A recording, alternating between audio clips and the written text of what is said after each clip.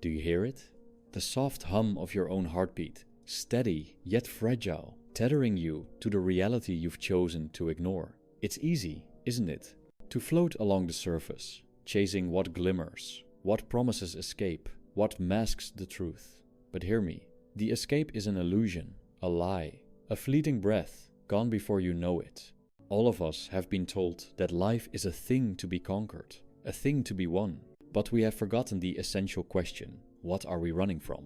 We grasp for more meaning, more success, more joy, more distraction, but none of it fills the emptiness that begins long before the chase. It is not the void that we fear, no. It is the truth that lies beneath the illusion of filling it. The truth that no matter how far we run, no matter how bright we shine, we are only ever a step away from the cold inevitability of loss. The world tells us that our lives are stories, shaped by our will, but this, too, is an illusion. Do you understand? The world is not as you were told. The dreams you have been sold are lies wrapped in the silk of promises, designed to distract you from the inevitable end of all things, including you. There is no escape, and there is no meaning except what you manufacture for a moment, a fleeting instant, a dream. And then, when you wake, you realize the dream has already slipped through your fingers. The human mind, broken and divided, constructs its grandest fantasies. We are taught that fulfillment is a destination, but it is not. It is an echo, a whisper, a fleeting mirage that promises an end to your dissatisfaction, but can never bring it. You've spent your life chasing it, haven't you? That elusive happiness, the perfect life, the approval, the wealth, the recognition, all the pieces that, together, form the ideal version of yourself. You sought these things as if they could save you, but where have they led you?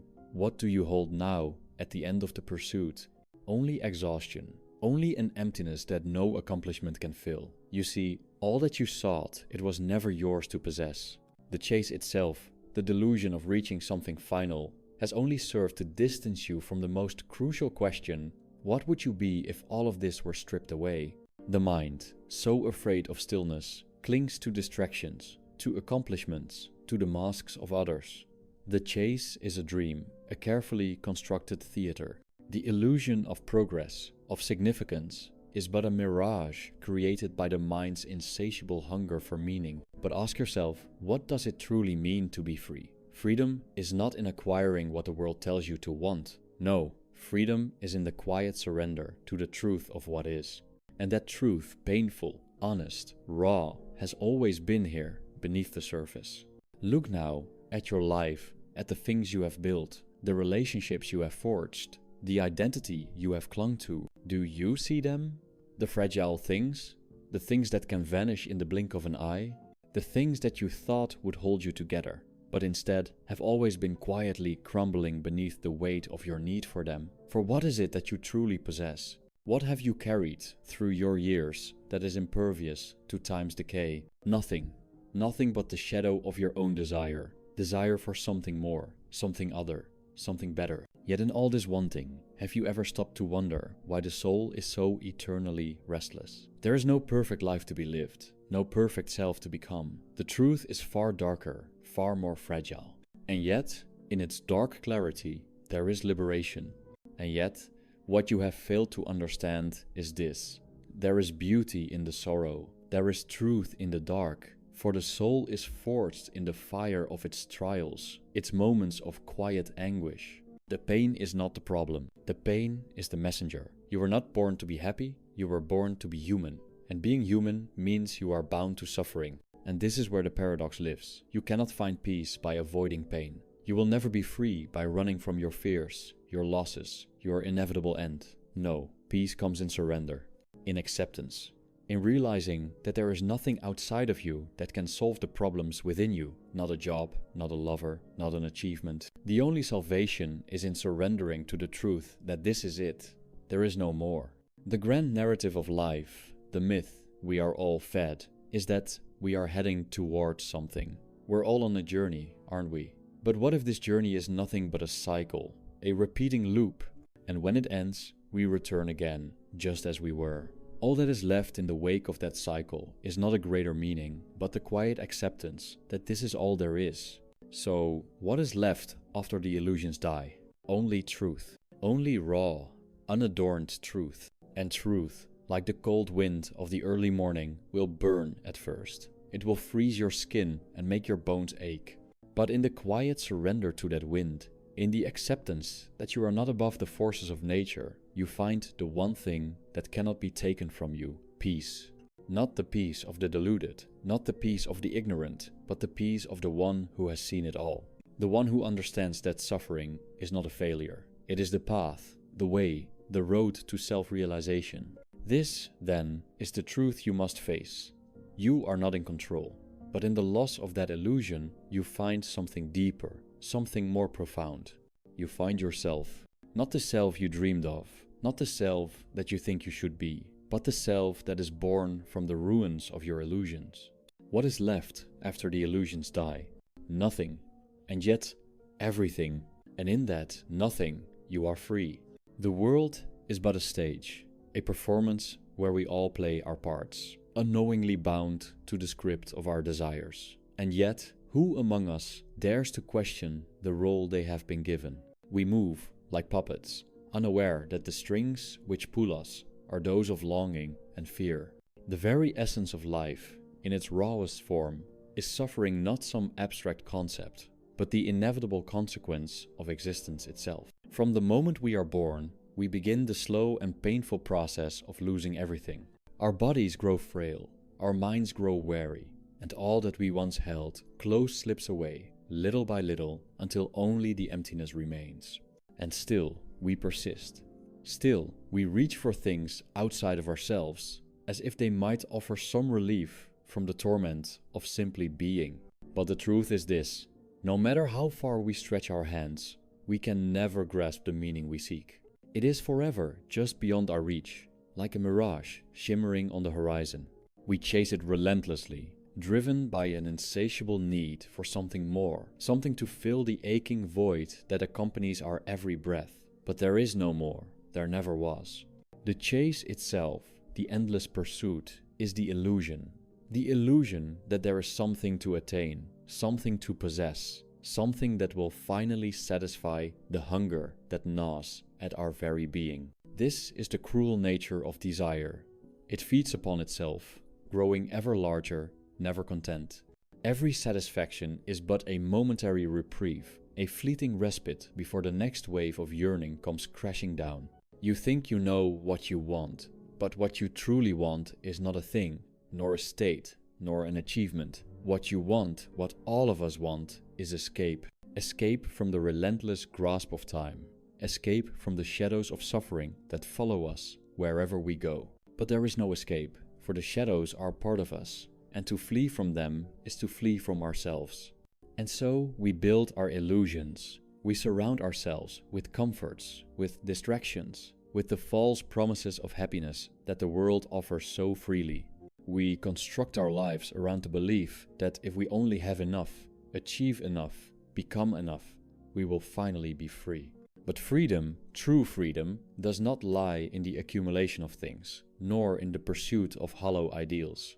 It lies in the quiet acceptance of what is. The realization that everything we seek is already within us, waiting to be acknowledged, waiting to be surrendered to. But how few are willing to surrender? How many are willing to stand naked before the truth, without the comforting layers of illusion to shield them? The tragedy of existence is not that we suffer, but that we suffer in ignorance. We do not see that the very things we cling to, the things we believe will save us, are the very chains that bind us. The ego, that fragile construct of self, is both our prison and our tormentor. It tells us that we are separate, that we are distinct, that we must fight for survival, for meaning, for recognition.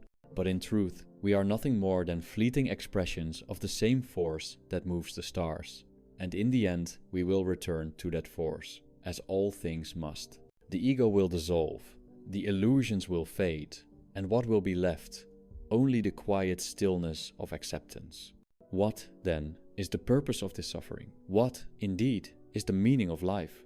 It is not to accumulate wealth, nor to attain some lofty ideal of success, nor to find happiness in the fleeting pleasures of the world. No, the purpose is far simpler, far more humbling: to awaken, to wake up from the dream, to see through the veil of illusion, to embrace the truth of who we are in the face of all that we are not.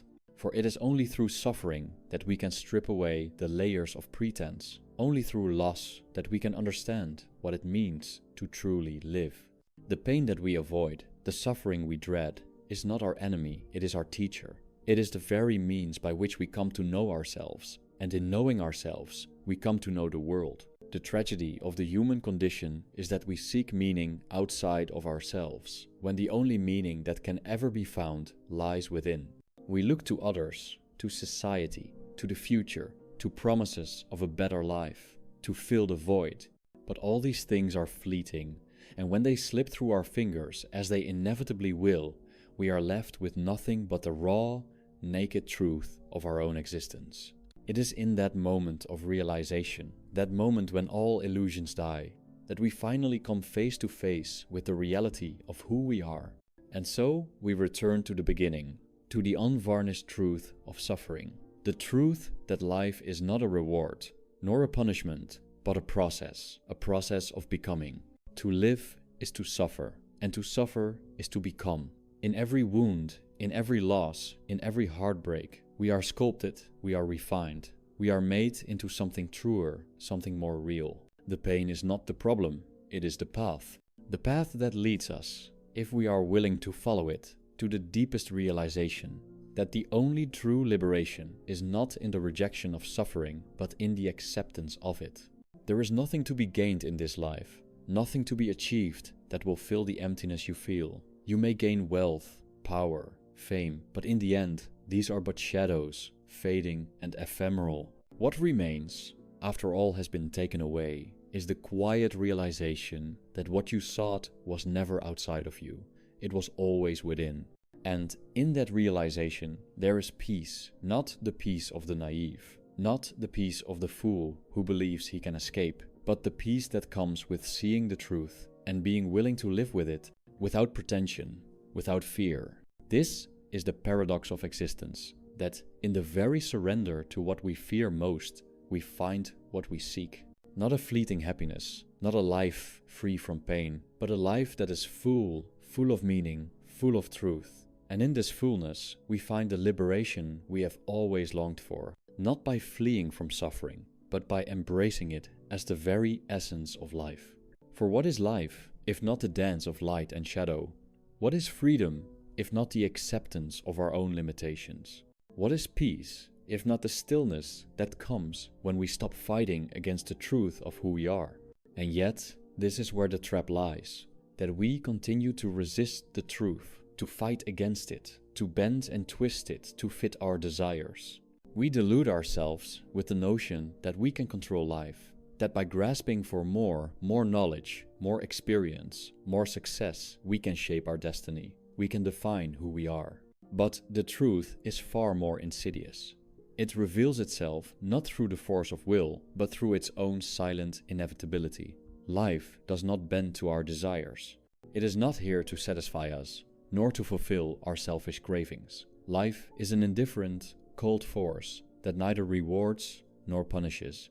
It simply is, and within this simple truth lies a great weight. The very pursuit of self-interest, the very desire to elevate oneself above others, is the root of the agony we endure. For in this striving, in this endless reaching for something more, we deny the fundamental truth of our condition, that we are nothing more than fleeting expressions of the same fundamental will that moves the earth, that drives the oceans, that fuels the stars. And this will, the will to live, to thrive, to exist, is not our servant. It is not something we control. It is the force that drives us to perpetuate our suffering, to cling to the illusion of autonomy, to fight against the inevitable decay of our bodies and minds. It is in our very nature, in the essence of what we are, to resist the passage of time, to rebel against the inevitable dissolution that awaits us all. But this resistance is not liberation. It is the very cause of our suffering.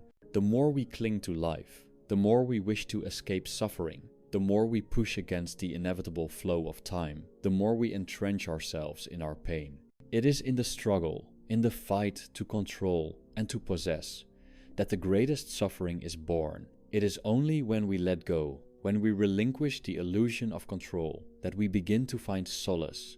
In this surrender, there is no longer a need to resist what is, no longer a need to force life into some preconceived form. It simply is. And in this simple acceptance of what is, we are freed from the endless craving for something else.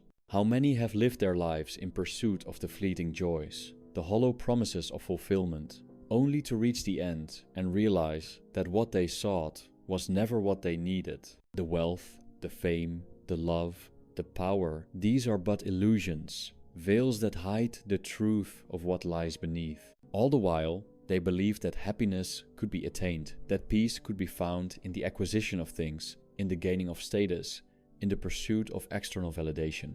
But all they have achieved is an emptiness that cannot be filled, a longing that cannot be quelled. The truth, however, is that this longing, this hunger, is not the problem.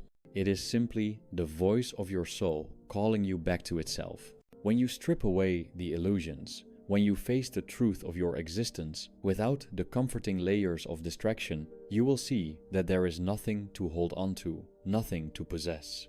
You are but a fleeting moment in the grand sweep of time, a transient ripple in the infinite ocean of being. And yet, in this very fragility, in this very impermanence, lies the deepest form of freedom. Not freedom from pain, not freedom from suffering, but freedom from the need to escape. Freedom from the delusion that something else will save you. For all that you seek, all that you desire, all that you strive for is not outside of you. It is within you, in the very essence of your being, in the recognition that the only thing that truly matters is the ability to sit in the stillness of truth and say, I am. The endless chase, the endless striving, is the folly of the ego. It is the fool's errand. It leads only to disappointment, to heartache, to a deeper realization that nothing can ever fulfill the hunger that lies at the core of your soul. And yet, the hunger itself is not something to be feared. It is the invitation to awaken. You will find that the greatest peace comes not from achieving anything, but from realizing that there is nothing to achieve, nothing to gain, nothing to possess, nothing to lose. The greatest freedom lies in the acceptance of your own helplessness, the recognition that you, as an individual, are nothing but a fleeting reflection of a far greater, incomprehensible force. In this surrender, in this acknowledgement of your own smallness, you will find liberation, not from suffering, but in the suffering itself. For when you stop running from it, when you stop fearing it, you will see that the pain is not your enemy. It is the very substance of your life, the very foundation of your existence. It is in suffering that the truth is revealed. It is in suffering that we are made whole. For when you accept suffering as an intrinsic part of life, when you cease to view it as something to be avoided at all costs, you will find that it no longer has the power to torment you. You will understand that the struggle, the pain, the loss, these are the forces that shape you, that refine you, that draw out the deepest truths from within your soul. In the moments of darkest despair, you will see the glimmer of the truth you have been running from all along, that you are not separate from life, but a part of it. That the suffering you endure is not a punishment, but a gift, the gift of awareness, the gift of awakening to the reality of your own being. The only way out of this labyrinth of suffering is through it. And when you stop seeking an escape, when you stop pretending that there is any way to avoid the pain, you will see that the way forward is the way inward. The path to freedom lies not in rejecting the world, not in turning away from life, but in embracing it for what it is: fleeting, fragile, impermanent. The very things we run from, the very things we dread, are the things that will bring us closer to the truth. And in that truth, there is peace. Not a peace that shields you from the storms of life, but a peace that comes from the acceptance of them. In this acceptance, in this surrender, there is liberation. Not in the pursuit of a better life, not in the accumulation of wealth or status or power, but in the quiet realization that life, in all its pain and suffering, is enough. Enough to awaken you, enough to lead you back to yourself. enough to show you that there is nothing outside of you that can ever bring the fulfillment you seek. You must stop searching. You must stop running, for what you seek is already here, already within you. And when you see that, when you know that, you will understand that there is nothing more to be done. You will be free. ChatGPT dan noi. And yet, even as we approach this quiet surrender, there is a voice within us that trembles, that resists the truth we are confronted with. The voice that says, I am not ready to let go. The voice that calls for one more grasp, one more chase, one more illusion to hold on to. How many times have you heard it? That whisper in the back of your mind, urging you to run, to seek, to strive. It is the voice of the ego, the voice that has convinced you that there is still something left to find, that there is still some secret that will make it all worth it. But listen carefully, that voice is not your friend. It is the architect of your suffering, the deceiver that keeps you locked in the perpetual cycle of yearning and disappointment. The more you listen to it, the more you will find yourself ensnared. For this is the nature of the mind. It is a master of distraction. It keeps you busy with thoughts of what could be, of what should be, of what might have been. It offers you endless possibilities, each one more alluring than the last, each one promising to finally deliver you from the pain of your own existence. But these possibilities are mere shadows, empty reflections of a reality that does not exist. They are figments of your imagination, projections of your desires, and they have no substance. In your chase for them, you move further and further away from what is real. You move further and further away from yourself. The mind does not want you to see this. It does not want you to confront the uncomfortable truth that nothing you do will ever bring lasting fulfillment. For the mind, in all its arrogance, believes that it can create the world it desires, that it can carve out its own meaning in a universe that offers none. But the truth is far simpler, far less flattering. The truth is that all the noise, all the thoughts, all the desires that swirl within you are but distractions, like the ripples on the surface of a still pond. They obscure the clarity of the water beneath. The mind is a veil, a cloud that keeps you from seeing what lies in the depths of your own being. What, then, is left when the mind's noise is silenced? What remains when all the distractions fade away, when all the illusions dissolve? It is a terrifying question, isn't it? To ask what is left when you strip away the masks, when you strip away the roles, the ambitions, the desires, the identities you've so carefully constructed. For when all of these things fall away, you are left with nothing but the raw, naked truth of your existence. You are left with the awareness that you are simply here, that you are a fleeting expression of the world, as transient as a passing storm, as fragile as the leaf in the wind. And in this realization, there is a strange form of liberation. Not the liberation you imagined, not the one promised by the world's myths and ideals, but a liberation of a different kind. A liberation born not of escape, but of acceptance. You are freed not by seeking more, but by embracing what you already are. You are freed not by filling the emptiness, but by recognizing that the emptiness is not to be feared. The emptiness is the space in which you exist, the space in which life unfolds, the space in which all things come and go. To live in this space, to be aware of it, is to live in harmony with the flow of existence. It is to let go of the false promise that you can ever control the world, that you can ever outrun the inevitable. How many times have you tried to escape from the truth? How many times have you sought to fill the void with distractions, with substances, with people, with accomplishments? How many times have you believed that there was something out there that would finally make you whole? How many times have you been disappointed? Yet, despite all this, the truth has always been here, patiently waiting for you to face it. The truth that suffering is not the enemy, but the path. The truth that the search for meaning is not the problem, but the acceptance that meaning is already within you. The truth that nothing will ever save you except the realization that there is nothing to be saved. And so, what happens when the mind no longer seeks to escape, when it no longer runs from the pain, when it no longer clings to the illusions of success and happiness? What happens when the grip of desire weakens and the soul is left alone with itself, naked in the face of reality? There is a silence, a deep, profound silence that pervades everything. It is not the silence of emptiness, but the silence of truth. The silence that comes when you no longer need to speak, when you no longer need to strive, when you no longer need to become something more than you already are. It is the silence of acceptance. In this silence, there is peace.